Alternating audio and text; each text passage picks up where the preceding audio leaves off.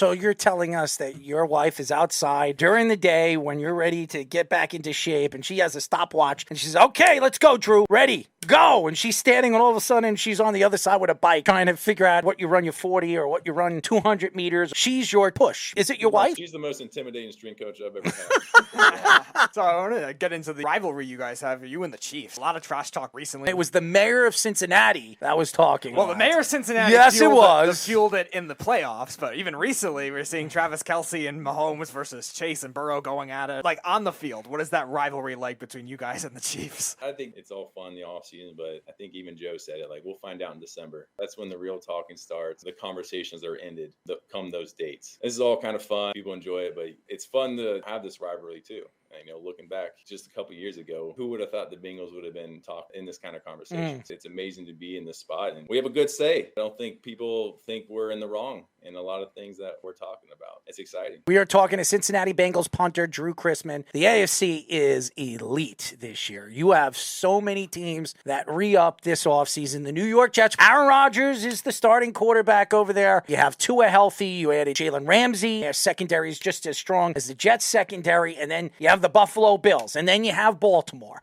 in your division. You have the Browns with Deshaun Watson for a full season. You even have Russell Wilson with the Broncos. And yes, Mr. Sean Payton over there. You have a ton of talent in the AFC quarterbacks. Just ridiculous talent. What are the challenges this year for the Bengals? It's a pretty stacked conference here. One we look forward to. We certainly don't shy away from it. Give us the hard route. We'll take it the hard way, and we'll be better for it. But you mentioned all the talent that is in the AFC, but Joe Burrow, he's a game changer. Push comes to shove, that's the guy you want on the team, and we've seen that over the last couple of seasons. We got him at the helm, and the other playmakers you've mentioned. I think we'll be all right. I love Drew. He sits here. I ask him a serious question. I'm mentioning quarterbacks and players and coaches, and you know what he says? Joe Burrow. As a whole, that's echoing that entire saying right there. So. Well, you know what? I love the confidence, and I love Joe Burrow. I think he's a fantastic quarterback. It's so funny when you see a guy who just transfers from Ohio State to go to LSU and then just break every single record in college history,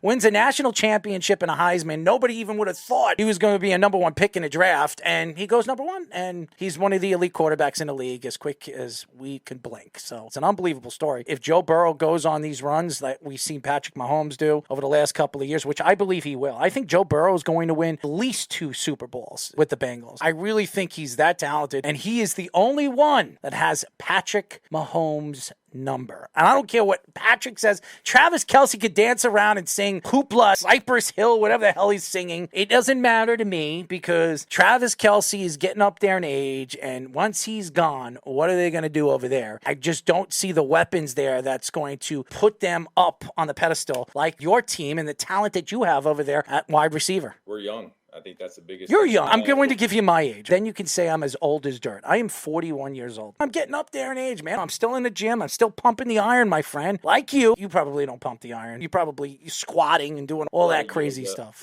Pilates. You do Pilates? I enjoy the weight room. I've done some Pilates in the past. Big into yoga. So you and your wife go to yoga, hot yoga? Oh, she's huge. I she's knew. A yoga instructor, actually. Really? Yoga instructor. My mother-in-law is a yoga instructor. Wow. The amount of yoga I've gone to, I could probably deem the yoga instructor. Hot yoga, that's a beast of its own. That's certainly my wife's. That's her forte. I enjoy a nice deep stretch, not torture. Maybe you have to teach your teammates. You guys could do some kind of yoga celebration for a touchdown celebration. They're pretty creative. I don't think they need any advice from me, but if they ask me, I will give them some tips. You guys, the Vikings and the Dolphins, had like these great elaborate celebrations with their touchdowns. I don't know where they practice it. I never see it in practice. This was just like maybe a group chat. They like send each other videos like, all right, this is what we're doing, and just be ready when it happens and watch this video. I don't ever see them practice it, but they're very creative. I would love to see Zach Taylor do some Pilates and some yoga. Could you imagine Zach doing that? I see him screaming on the sidelines when something's going wrong on the other side. Could you imagine him say, guys, you know what we're going to do at halftime? We're going to do some Pilates, hot yoga. And Drue Chrisman's wife is going to come in